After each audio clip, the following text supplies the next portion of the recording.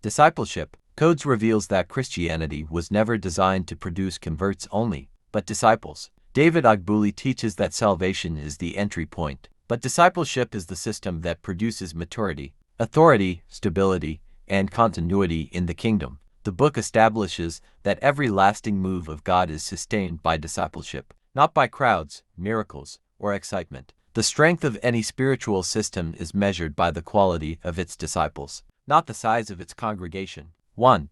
Discipleship as God's original strategy. Ogbueli begins by establishing discipleship as God's eternal model for kingdom expansion, the method Jesus intentionally chose, the only sustainable system for generational impact. He emphasizes that Jesus did not build a movement through popularity, but through intentional investment in trained followers. Core emphasis: Christianity spreads by discipleship, not publicity. 2.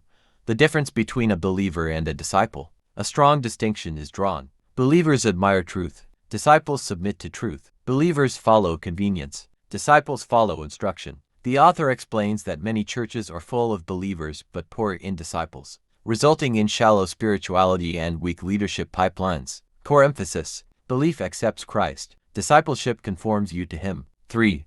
The cost of discipleship. Discipleship is presented as costly but necessary. It demands surrender. It requires obedience. It confronts comfort. It enforces discipline. Ogbueli stresses that cheap Christianity produces powerless Christians. True discipleship always involves dying to self. Core emphasis: You cannot follow Christ casually and become like Him seriously. 4.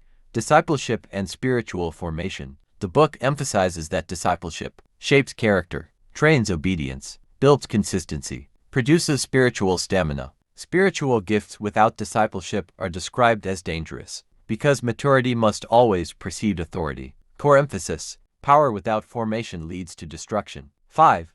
Discipleship as a process, not an event. Ogbueli teaches that discipleship is gradual, is intentional, is relational, is progressive. Transformation happens through process and repetition, not emotional encounters. Core emphasis: Encounters inspire, discipleship transforms. 6.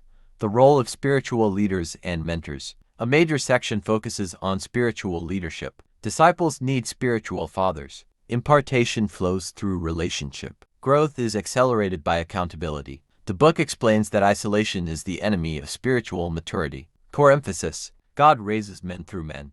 7.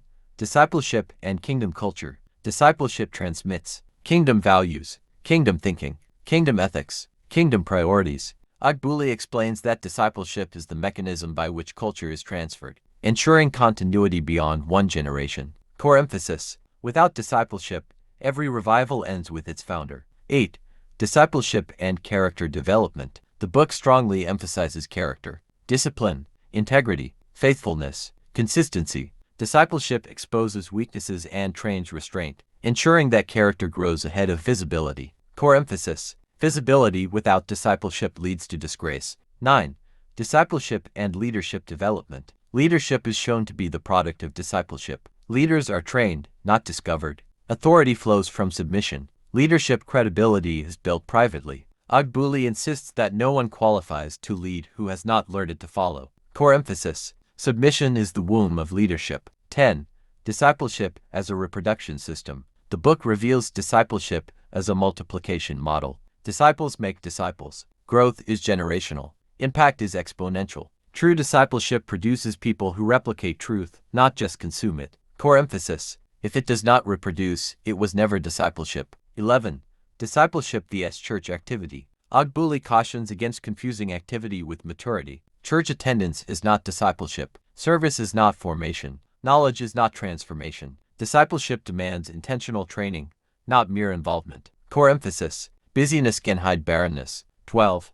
The consequences of ignoring discipleship. The author outlines the dangers: shallow Christians, moral failures, weak leadership succession, doctrinal instability. He stresses that every collapse in ministry can be traced to a breakdown in discipleship. Core emphasis: Where discipleship is weak, crisis is inevitable. 13.